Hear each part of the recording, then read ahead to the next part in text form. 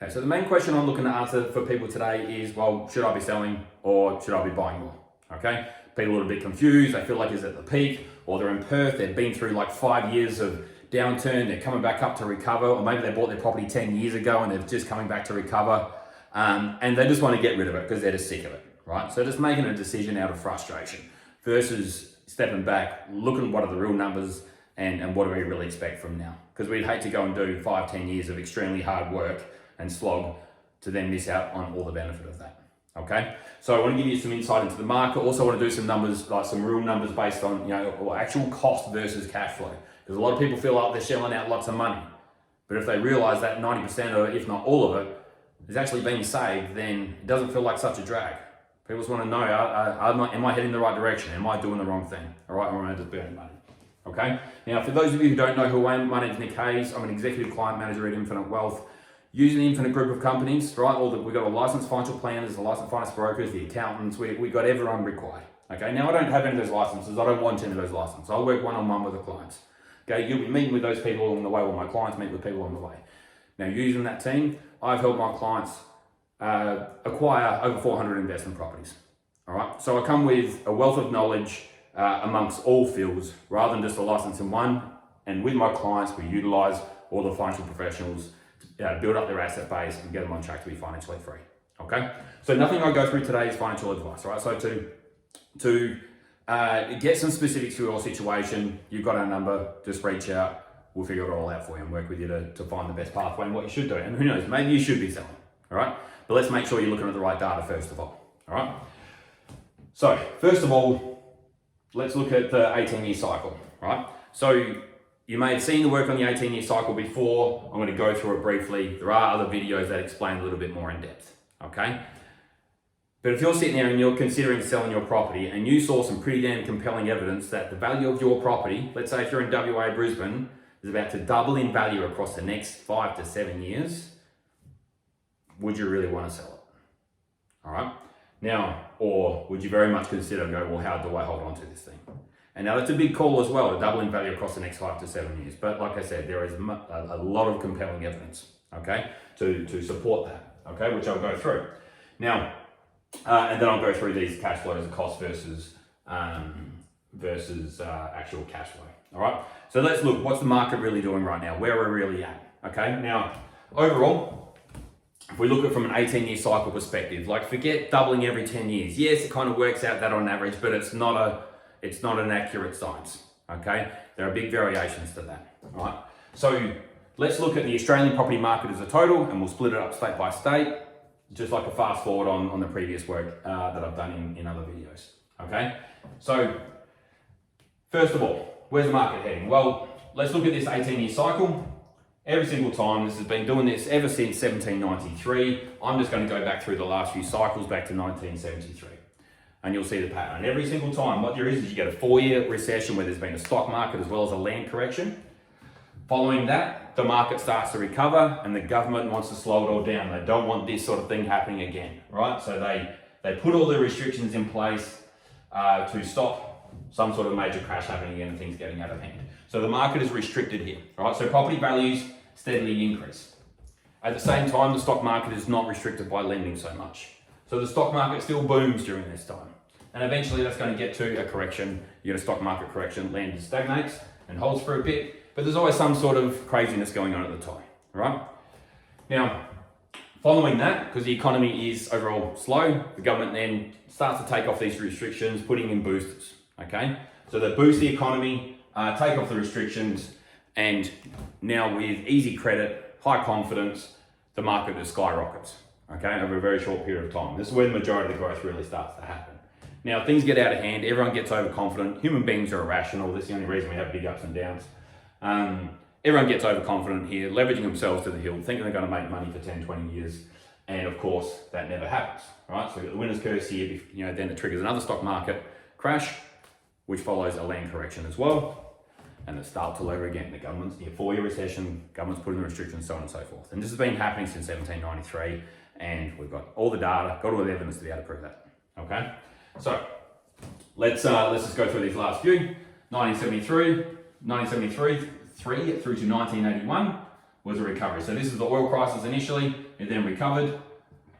Stock market crashed there. Overall, you can look up the records, about 40% if you're going to look at averages, right? What then happened? Everyone remembers the really high interest rates of the late 80s, right? For those people who were, I guess, around at that time. But what they often fail to remember is property prices doubled during that time. Now you look at somewhere like Perth, it doubled in half. It went from 40,000 median house price to 100,000 median house price.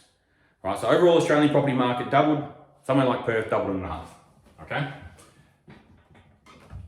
Property times 2 is what that means. Now, we then hit 1988 crash. 88, 4-year recession, went through to 92, and then we got through to 2001. 40% drop off in the stock market. All right, first homeowners grant was first introduced here, okay? It was 7,000 initially, and then they bumped it up to 14,000, plus no stamp duties, etc. Overall, you're talking roughly $20,000 benefit, okay? We then got from 2001 through to 2008, major boom, mining boom. Now, I guess you could say more accurate statistics and records from this point on as compared to 81 to 88. But what we can see again there is where you see not just the Australian property market double, but Brisbane, South Australia, or say Queensland, South Australia, Northern Territory, WA, all double in value. Places like Sydney, Melbourne did about sort of 30 to 50%. Peaked up for a while and then kind of flattened out and stopped, okay? But overall, property prices doubled in value over a short period of time. Perth doubles in half again, all right? Now, 2008, GFC, 2008, GFC through to 2012, we get through to 2020. Well, you know, this time it's a pandemic, okay? But the numbers are the same.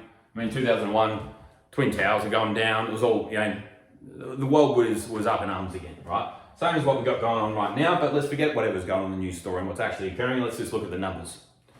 40% drop off in the stock market. First homeowners grant, all these boosters start to come in. First home buyer, like if you take WA again as an example, $65,000 with all those extra bonuses that were thrown in, okay? Now, if we want to look, like I'm saying, everything right now is nearly identical to 2001 to 2008, okay? I mean, if we look at this as an example, 20,000 on a median house price of 160 is very similar to 65,000 on a median house price of 480.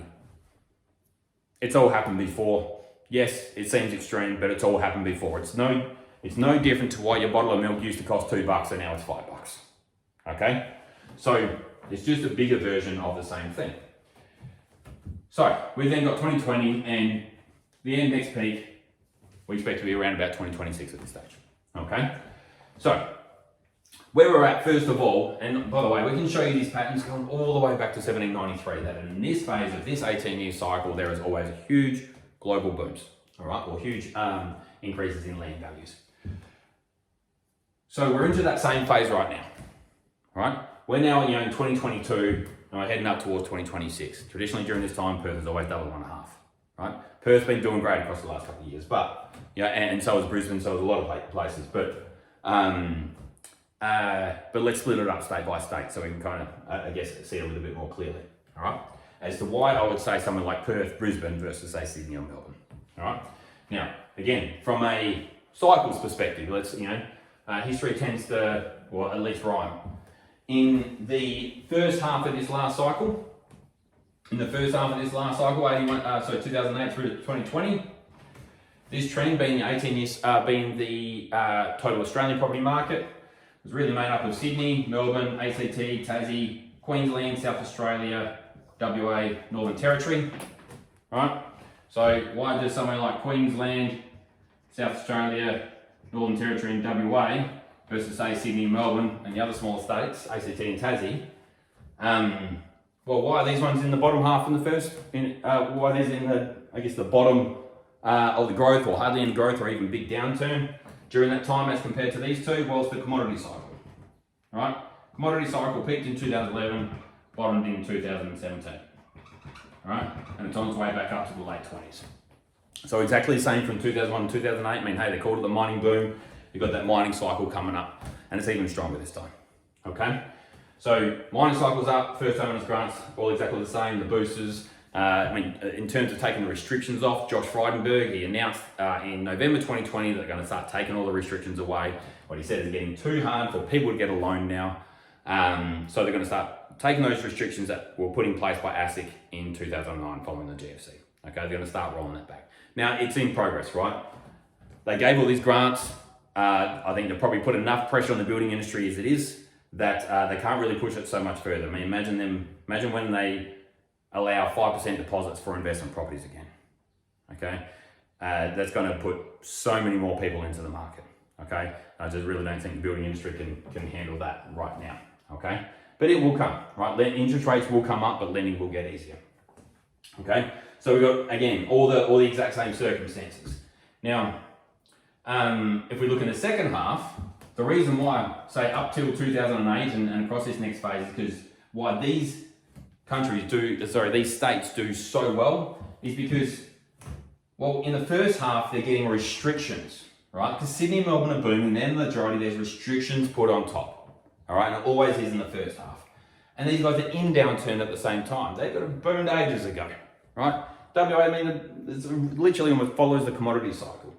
That really should have been the ultimate bottom, but no, it got pushed down further with the extra restrictions. Okay, but then in the second half, there's all these boosters to the economy and the restrictions come off. And these guys are already in strength because of that commodity cycle. So what happens is these guys will take off. Now, again, 2001 to 2008, WA, double and a half. Northern Territory, it was very similar. Queensland, South Australia, ACT, Tassie in the middle there somewhere. Now, Sydney and Melbourne, again, I'd be nervous. We think, well, where's the majority of the growth going to be? And yes, there's Sydney and Melbourne. I mean, there's so much media with Sydney and Melbourne's booming. Sydney and Melbourne's been booming. And now they're starting to talk like the Australian property is cooling off. You've got to just be careful when they talk about the Australian property market. It's really mainly Sydney and Melbourne, okay? Because they make up the majority, and that's where the majority of the media's audience is as well, okay? Now, I believe, yes, they are cooling off, right? I believe that as interest rates come up, these are going to be the ones that hurt the most because affordability is the biggest driver of demand, okay? Now, when we look at Sydney and Melbourne being, Sydney 13 times the average income, like the median house price, right? Melbourne, the median house price about 9 times the average income. All the rest of these are all anywhere from about sort of 5 to 6. I mean, Perth got driven down to 4.5. And what we've got to really see is if we come back here, like to 2008, Perth had caught up to Sydney's median house price. There is that much growth over a short period of time that caught up. Right, and I think little old Perth as compared to Sydney, well, yeah, but Perth is a huge one. There is so much money there, right? And they're isolated, so things are more expensive anyway, and they're slower to build, so they struggle to keep up with the supply, right, as compared to the eastern states. So it is really quite logical for it to happen. Now, where Perth got driven down to was 4.5 times the average income. Incredibly affordable. It became the most affordable city in the country, with the most jobs, right? And we see Brisbane is firing as well, right? Brisbane is incredible what it's doing right now. So, so as interest rates come up, these are all still really quite affordable. They can very easily handle interest rate rises. Sydney and Melbourne, not so much. I mean, Melbourne is a perfect example. September 2017, they peaked and started coming down, right? And interest rates then were still only around maybe 4.5, right? They were record low still. It started coming down. Now, the only thing that gave them any legs afterwards is when the interest rates dropped. When the interest rates came down, it gave people the opportunity of maybe just buying a little bit more, right? Thinking, oh, there's a bit more affordability there now. Now, you tell me, what happens when those interest rates come back up to there and the median house price is even higher than it was before? And then the interest rates keep going up. They're going to hurt, right? So, I think best case, they're going to level out and maybe hold the ground and maybe just grow a little bit. Right, still just kind of maybe steady growth as a little bit, but the other side is they could really start hurting and start coming down. Okay, where there is going to be growth for Victoria and New South Wales, it's going to be driven by affordable areas, regional areas. Okay, but otherwise, Sydney and Melbourne, I would be extremely nervous about. All right, so coming back to, well, do I buy or do I sell? Okay. Let's look at the actual statistics right now. Let's not just look at cycles and patterns and what's happened. Let's look at what's happening right now. I mean, we talk about affordability, but let's talk vacancy rates, like actual supply and demand. Because again, people in Perth, they're thinking, is this 2014 all over again? It was really exciting then. But if we look in 2014, well, the commodity cycle was coming down and vacancy rates were increasing. Now it's the complete opposite. Vacancy rates are dropping, they're down to 0.7%. There's a lot of building, yes, so the grants have created a whole lot of building, but, and people are worried that's going to turn into an oversupply. Well, eventually, yes, but we're nowhere near there. Maybe up around 2027, 2028, right? They might get there. They would need to build 32,000 homes just to get back to equilibrium. 32,000, the most they've ever done is 18,000 in 1 year, okay? They're not getting there anytime soon. And building is incredibly slow still, all right? So, we'll say slow, certainly feasible if you've got the right builders, but in general, much slower. They're not going to build 32,000 homes in 1 year is probably the short answer, okay? So, a complete opposite of 2014. Where we're at right now is 2002, 2003, okay? Where there is still a doubling to go. Like Perth overall has really just recovered back to where it was, okay? Brisbane, I know like Brisbane's kind of just cruised along. Clients bought in Brisbane 4 or 5 years ago, nothing too much happening. But then what's happened across the last 12, 18 months is the rubber band has been let go. It's been stretched out so much across the last 10 years, it all gets let go and takes off like a rocket. Right, I'm hearing reports of people who bought stuff back here for 440, sold for 600 grand just recently. And most of that growth was only across the last 12, 18 months, not the previous 3 years, okay? So, they're all very much taken off. What else? I mean, there are lots of other things I could go through, but in the interest of not having videos go for 45 minutes, I think that probably gives a good picture now. And if you're kind of looking at this and think I might need a bit more info on this or want to delve into this a bit more detail as to whether I should be selling mine, then get in touch and we can go through some other matters as well. All right. But everything is pointing to that right now is 2002, 2003 all over again. It's the mining boom beginning all over again. It's 81 to 88. Everything is the same. Okay. So next thing I want to go through is then that cost versus cash flow, because people are like, well, great, yeah, it'd be awesome to be able to take advantage of this, but can I really afford it? I mean, I've had these properties for a little while and they're costing me so much. I'm shelling out so much money, I can't keep up with it, right? Now, most of the time people get frustrated, stressed, or they're not really willing to put in the effort if the reward is crap, if the reward is not really that good. Like no one wants to just pour money into a black hole. So if they feel like they're pouring money into the black hole, they're going to be stressed, worried, frustrated, and just want to get rid of it, okay? But again, I don't believe they're dealing with the exact numbers, okay, or the actual numbers. So first of all, let's look at this. Someone going to buy a property right now, okay? $500,000 property, $525,000 mortgage, let's say they're 100% lending on it, all right? Repayments at principal and interest are $28,000 a year. Other costs, so council rates, water rates, insurance, maintenance, about $6,000. We're then going to get the rent. Now the rent right now, people are getting, if someone gets a $500,000 property, they're usually getting anywhere from $470 through to $530, $550 a week, okay? But I'm just going to work on $450 a week here.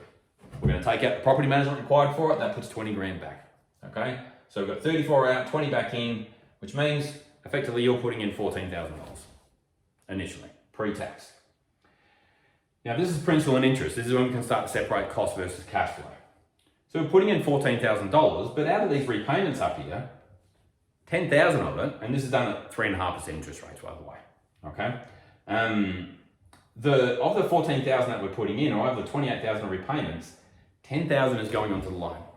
Now, as we reduce the loan on an investment property, that is increasing your equity, right? That's your money, it's still there. You sell it, that money's there. Or you redraw on it, purchase the property or whatever else you need to buy, okay? That money is yours. So here we're putting in $14,000, but the loan is reducing by 10. That tells me the actual cost is only about $4,000, right?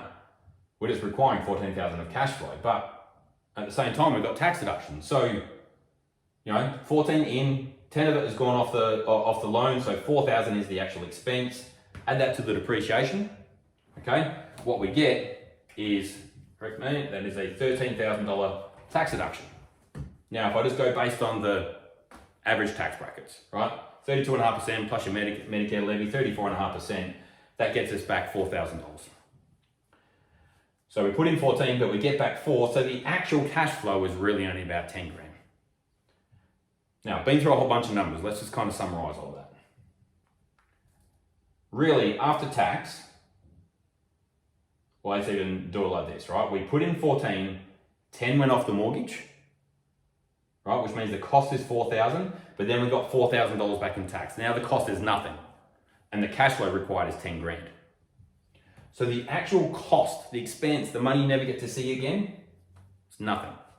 Actually, it doesn't cost anything. It requires 10 grand a year in cash flow, which is the $14,000 less the tax deduction of 4 grand. So I'm going to put 10 grand into the box. I'm putting 10 grand into the box. The loan is reducing by 10 grand. So every dollar I'm putting in is being saved. And then I've got the value of the property increasing by 40,000 as well. If I'm just using the average of 8%. Now we've been through the downtimes. We're now going through the up times. That brings it up to the average of 8%. That's why we're seeing more like 10%, 15% happening now. Okay. So you're putting 10 grand into the box, but your net worth is increasing by $50,000. I don't know about you, but I want as many of those as I can handle. Comfortably, safely, reliably. I can handle it as interest rates come up. Right? I can ride this boom comfortably and reliably. We don't want to go obviously too far. Now there'll be some people going, Nick, I'm not getting as much depreciation anymore. My repayments overall are higher. Right? It's more than that. Okay, yeah, understood. And we've got to work out some game planning. Because what that may look like, if I just look at the initial numbers, is effectively those repayments will be more. Those repayments will be more. However, the loan reducing will also be more as well. The net result comes to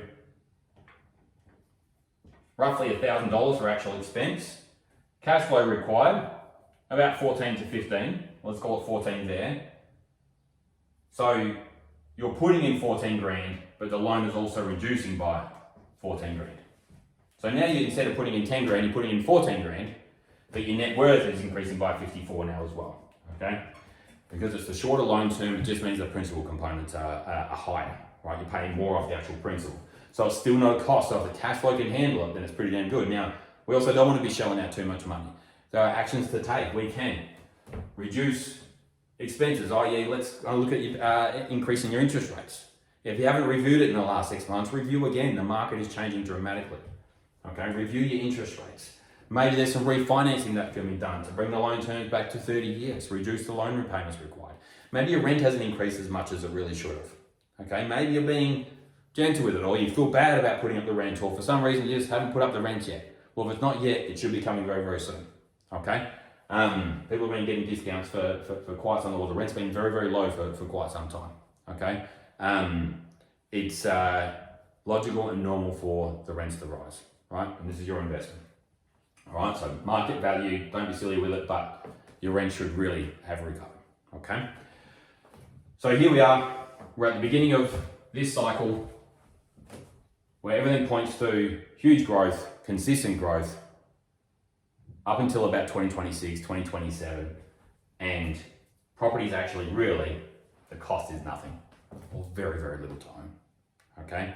So, I don't know about you, but if I could hold it, I'd be holding it. And the effort required, whatever there is to go through to hold this, to make this kind of money, it's a hell of a lot easier than just going to your day-to-day job every single day, every week, for an entire year to earn similar money, all right? So that's it for this one.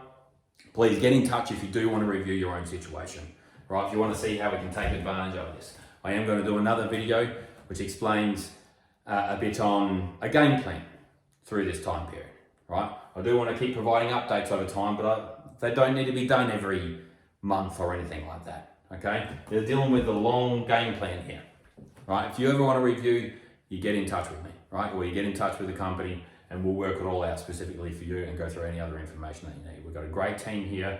We've got everything ready to go. We've got all the relationships with the right kind of builders and the developers to find the right areas to be buying and for how long to buy and when to stop, okay? Right, so get in touch, review your situation. We're here for everything you need, okay? Have a really great 2022. Wish you all the best of luck.